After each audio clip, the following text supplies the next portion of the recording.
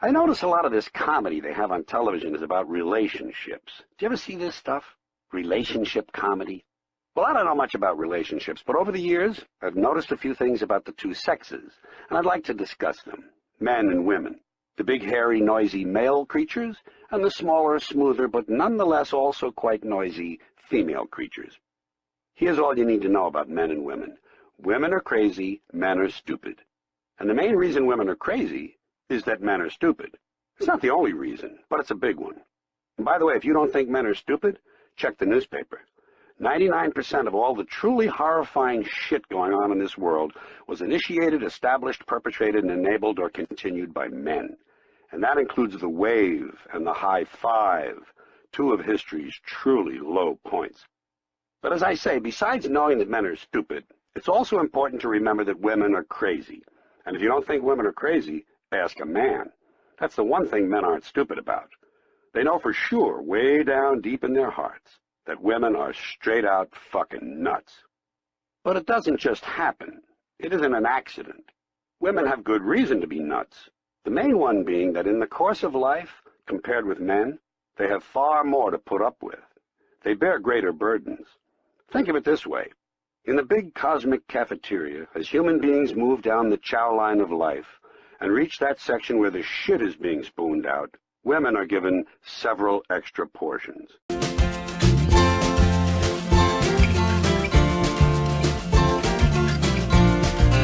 And I'm Ken Weene, and with me today, as always, my co-host, Monica Brinkman. And today, we're going to just kind of chat about life. And we're going to chat about all kinds of things about life, like being married. Monica, is being married better than being separate? I don't know. Okay. Because the reason I'm saying that is I think being married is wonderful if you don't settle for less. Mm-hmm. And I'd rather be single than just settle to marry anybody, which I think a lot of people do, unfortunately. Mm-hmm. Mm-hmm. They never are going to meet the person they were meant to meet because they're stuck with this person they really don't want to be with, you know? Well, I over the years, I've done a lot of marriage counseling, and one of my interests has always been better a good divorce than a bad marriage, Mm-hmm. but best of all, a good marriage. Yes. And I think one of the problems with people is they rush into things. Everyone puts on a wonderful face when you first meet. You know, you don't want anybody, you want people to like you, so you act your best. It's not until you know someone for a year or two or three that you find out, oh, they got this habit and they actually feel like this. And, you could love somebody but not be able to live with them.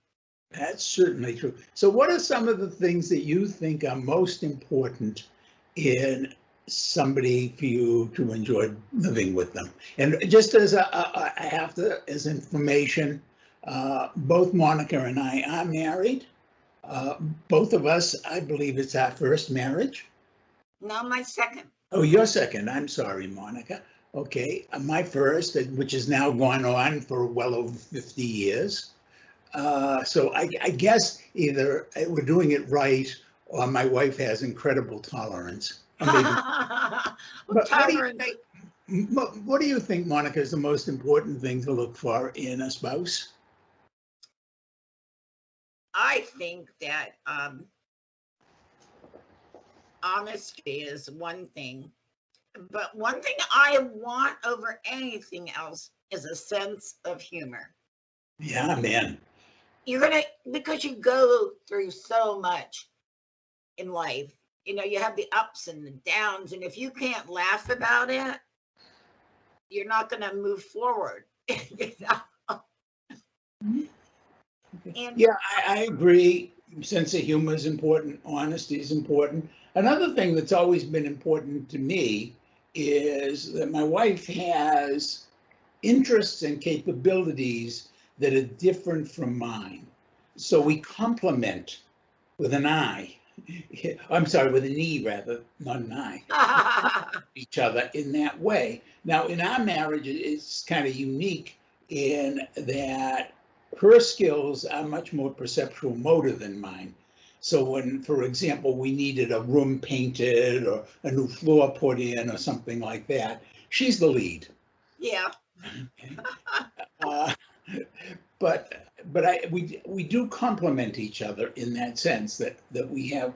She's an artist, of course. I'm a word person. I write. She paints. We have shared interests. We both love politics. Do you and your husband talk about politics? Every day. Yeah. And I know a lot of people are married to people that think differently than them on that. I don't know that I could do it. That's something I would need. I need someone who is actually a caring, loving person, not just for me, but for all people. Well, I understand that, but I also find with my wife, with Roz, we agree on most things, but not everything. And I don't mind the fact that we disagree. For one thing, for example, that I find really fascinating is that she is a strong proponent of the death penalty. Mm-hmm. I really find it very difficult to accept the death penalty. My problem with the death penalty is there are many people who've been put to death who were innocent. Yeah. And also, when you start killing people, it's very easy to extend it to people you disagree with. Where you make thought a capital offense, or faith, or something like that. I have a great deal of difficulty with the idea that we should have the right to kill other people. And just because of the fact we make it a law. I mean, I'm too close. I'm of Jewish background, and although I was in this country, the Second World War, and the whole idea, well, because this person's a Jew, or because they're a Romani, or because they're this, or that it's okay to kill them. It isn't okay. Making it a law doesn't make it okay. That's one of the problems I have with the Bible. I mean, the Old Testament is full of killing people. Yeah. For what? And one of the great lines in the New Testament, of course, is, "You who are without sin, let him cast the first stone." Yes. And I find we get way too many people willing to cast stones. And I have to say, it's one of the areas my wife and I can have some pretty rigorous debate about. And that's good, because Rich and I don't agree on everything. And it helps you learn another point of view, and it also helps you accept others' opinions. Yeah. Not that you agree with them, but you're able to accept them. Yeah. What do you think that when other people get involved, namely children, but people in general, when they get into the middle of a marriage, do you think that it becomes more difficult to be married because you feel you have to agree on things? That's one of the things I've found, is that people, when children are born, or sometimes it's when other people just get involved, that there's this feeling, we have to be a unit, we have to agree. And while being a sense of a unit is important in a marriage, I also think being able to disagree is important in a marriage. Mm-hmm. Yeah, because you respect that person. And they're allowed to have their own point of view. In fact, it would be boring if you thought exactly like your partner. I mean, you just marry yourself then, Well, there are some people who would love to marry themselves. You know, or just marry somebody who they could control. Yes. And one of the worst things I think that can happen in any relationship is when one person believes that they have the right to possess the other. And therein lies a very interesting concept of objectifying people, Yeah. whether we call it slavery or we call it imprisonment or we call it marriage. The idea, or parenthood, the idea that we have the right to make the other person into an object of our possession Hmm. seems to me to be very problematic. Yeah, you never go in with that mindset that someone's a possession. I mean, I don't even consider my stuffed animals possessions. As you know, I mean, I respect the fact that they have their own personalities and That's right. they've been on the show. That's Certainly, I mean, we had dogs and horses, and our pets.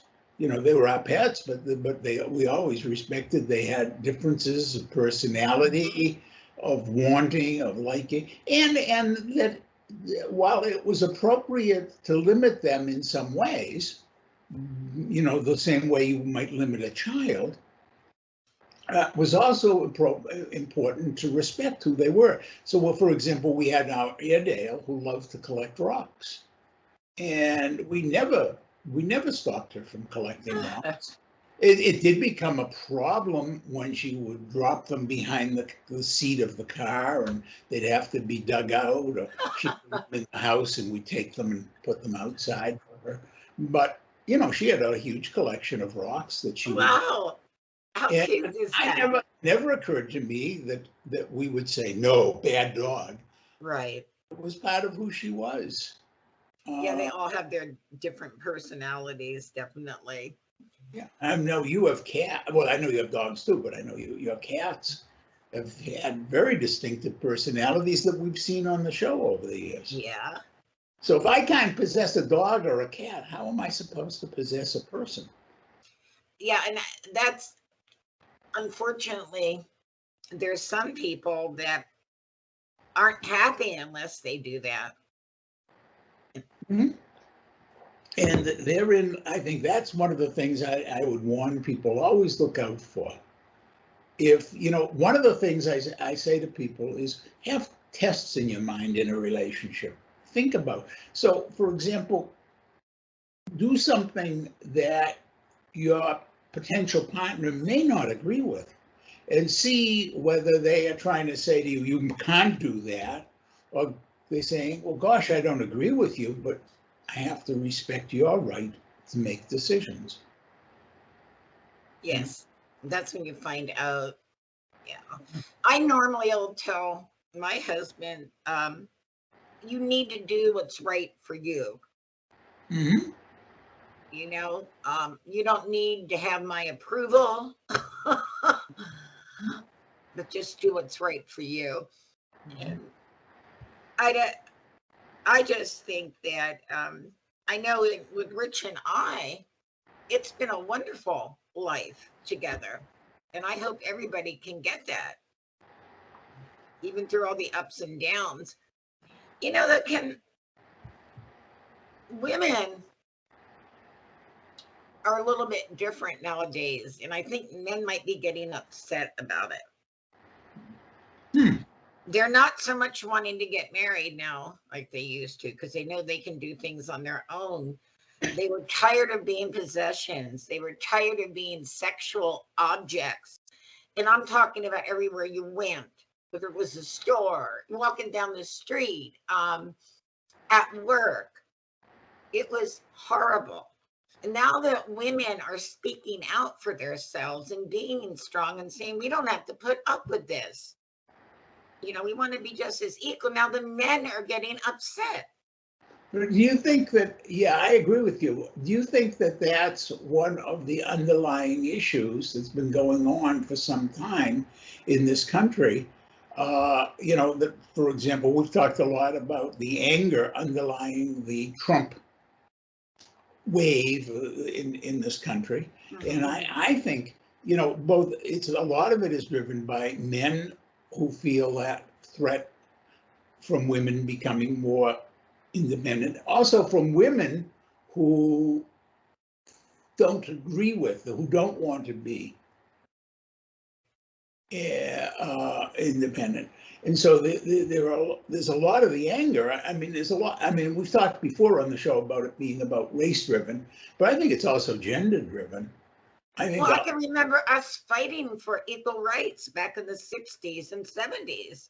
Women didn't have rights. Right. Absolutely. Now that we do have them and showing we're a strong person, there's some men that just feel threatened. And, well, look at the Bible, though, Ken. People will quote me that woman is beneath man, woman is to serve man. Yeah. And that's one of the reasons why I can't, believe totally in this book that was written by man.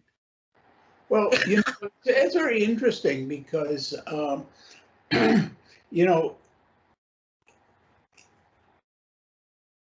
when you talk about evolution and Darwin really pushed the idea that females were a lot of the driving force of evolution, because females of all the species had to be attracted to the male, that it was up to the male to be aesthetically pleasing to the female. And of course, birds are a particularly good example. If you look like at a peacock versus a peahen, it's the peacock has to prove his worth, as it were. Oh yes, spread those. It was Wallace who was writing it just after, and he was the one who pushed the idea of strength and the survival of the fittest. Mm-hmm. But actually, if you read Darwin was much more about the survival of the most pleasing to the female. I like that. We humans have tended to take on this idea that strength, and of course we are very militaristic, we're very violent. We are one of the most violent of all creatures. And of course, one of the things that really threatens men is when you have a woman like Tammy Duckworth, who turns out to be badass, yes, military person, and it scares the bejesus out of men. But reality is that we really need to start rethinking what makes a person of value, and it isn't just that they're the stronger. It may very well be that they are the more creative, or it may be that there's, if you think about like the great brains, think about how if the Nazis had taken over Europe earlier, Einstein would have been dead. Yeah. And without I thought about that actually, but yes, yeah, so much, and on and on. I mean, so who is the fittest, or the most contributory, or the most attractive, or the most desirable? And I'm sorry, folks, if you are threatened by people who are more feminine, by people who are transgender, by people who are less beating their chest like gorillas. But it is time for us, when we think about relationships, to say, well, what is it we really, really want? And I think a lot of the time, what we really, really want, if we bother to think about it, instead of just going with our immediate emotional reaction, is we want people who are non-possessive, who are non-hierarchical, who are willing to share, who do have a sense of humor, who have respect for one another. And that, but I think that's a change, that's a sea change in society. Yes, it is. It definitely is. Mm. I think you need to respect each other. in marriage also. Absolutely. I just see so many people entering into marriage thinking they can change someone. Now, they don't respect the person that they're marrying as they are. Now, they have it in their little mind, oh, wait till we get married. You know, I'm going to change him or I'm going to change her. I don't know that people have that in their mind. Maybe some do. I think a lot of times the very different labeling. You know, when we use a word, words have consequences. As often as you and I know this. Sometimes I'm not as careful with my words as I should be. When people ask me, when I do my professional thing, when people say, well, help me write this, I really craft and edit. But, you know, a lot of times when I'm just talking, I'm much less careful than I should be.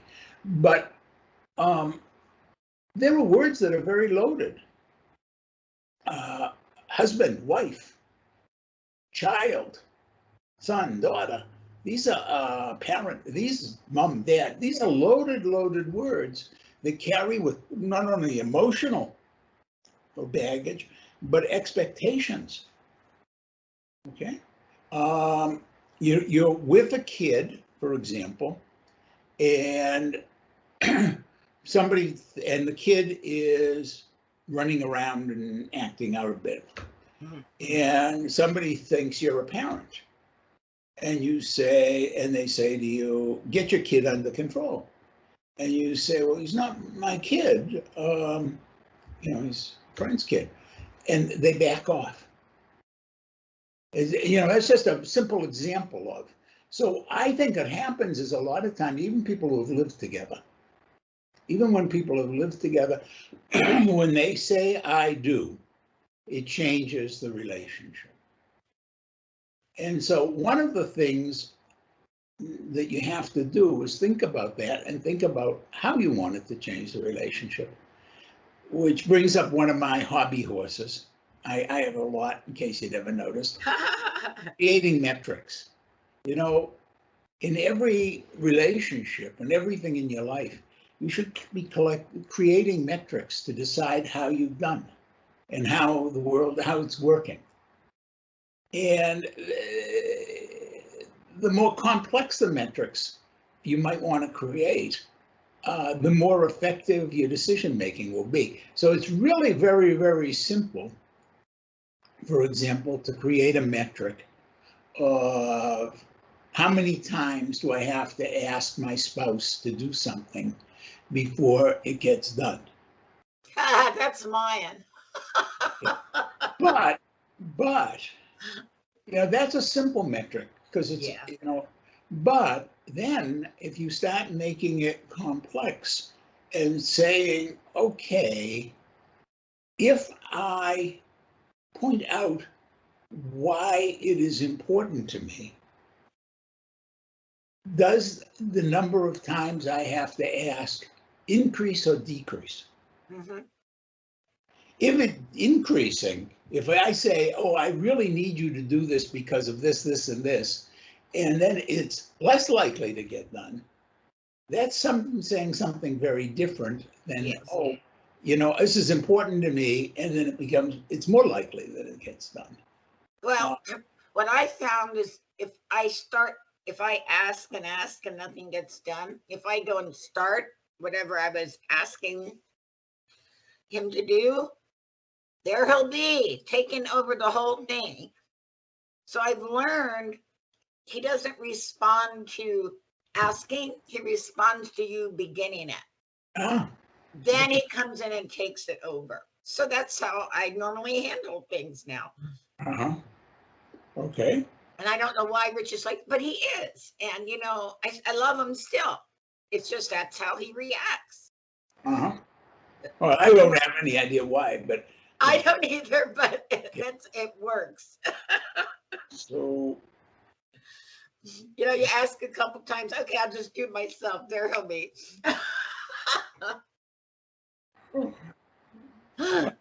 Okay, I find that if I ask my wife to do things and I start them, she will not do them. She would not ordinarily do them unless she knows I'm going to cuck it up, in which case. Yeah.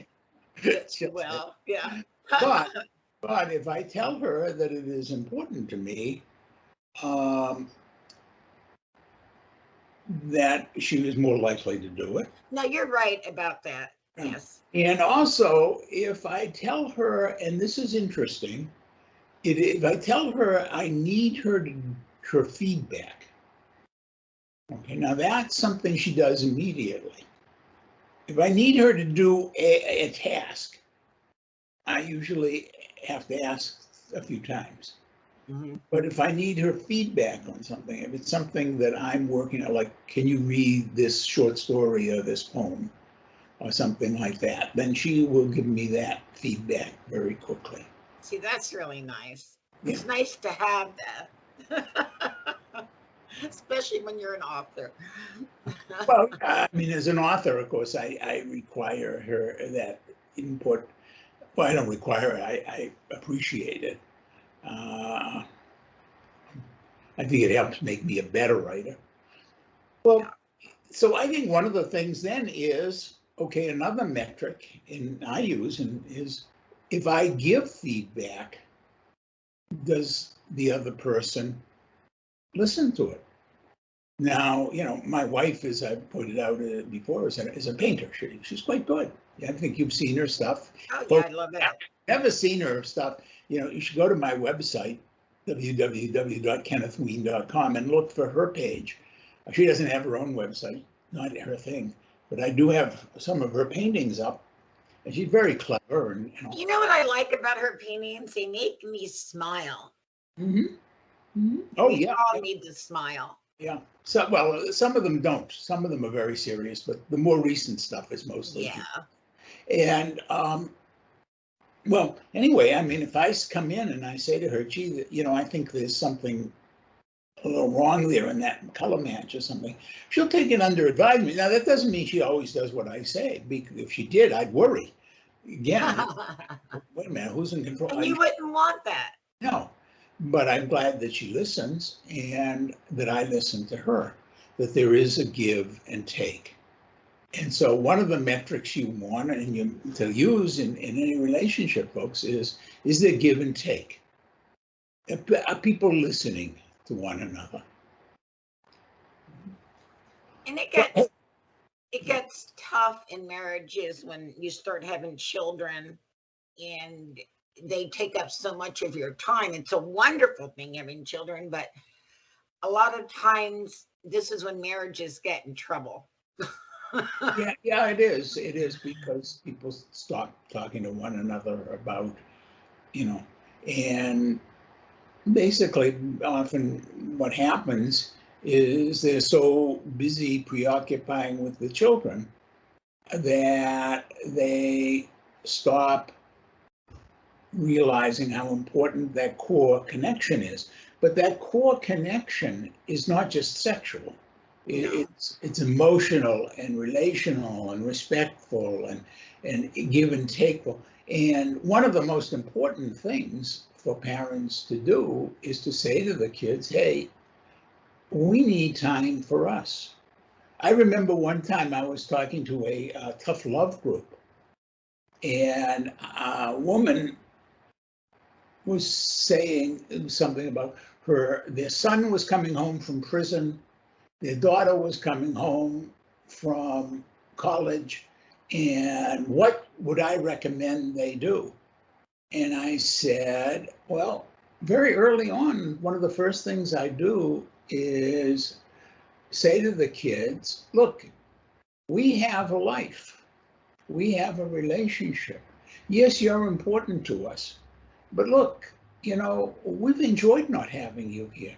If we wanted to fuck on the dining room table, we could fuck on the dining room table. If we wanted to make love in front of the fireplace, we made love in front of the fireplace. We didn't have to worry about you guys. We don't want you intruding into our relationship. And there was a gasp through the audience. And then the woman who had asked the question said, oh my God, No wonder we've gotten it so wrong. We always told them they were what was important. And yeah, no, you're important. You start with you because your kids can't respect you. They won't listen to you if they don't think you know how to have a good life. Why should a kid look up to a parent who says, my life is about you? Any more than the kid should look up to a parent who says, my life is just about me. The parent should say, my life is about living. It includes you, but it's also me. It's making me happy, not just you. It's not about making you unhappy, but it's making me happy, not just about making you happy. And when kids see the parents can be happy and are giving them a model, then they listen. Yeah, it's the way it should be. Yeah. You're so right about that. Parents have to make time for themselves. They Yes. can't lose themselves in their children. Of course, their children are precious and important to them, but so is your partner, and so is your own well-being.